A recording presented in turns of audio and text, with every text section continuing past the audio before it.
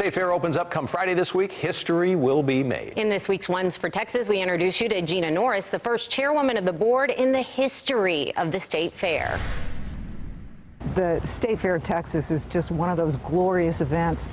It's easy to see and hear the excitement Gina Norris has for the State Fair. I love that the fair is such a, I'll call it a cultural kaleidoscope. It's a kaleidoscope of cultures where we all come together as neighbors and celebrate being in Texas. Howdy, folks. As the fair enters its 133rd year, it comes with a history-making event.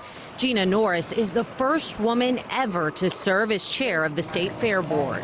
People kid me and say, how did it take so long for the State Fair of Texas to choose a woman as its board chair? And I always say, look, it took them that long to find the right dairy farmer's daughter.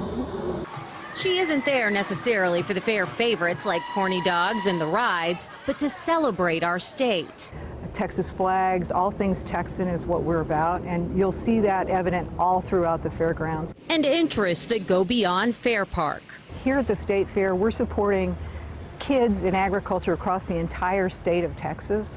This is not just focused on our North Texas community, but your tomatoes be pretty good size. From those years on the farm in Illinois to 18 years in banking and management work in Dallas, those experiences have groomed her for this new role. The thought that I could actually be the board chair at the State Fair of Texas, the biggest fair in the United States, is just amazing to me.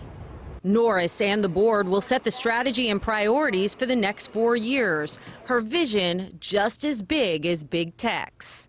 And we want to think about the future and hosting the Texas Bicentennial at Fair Park in 2036.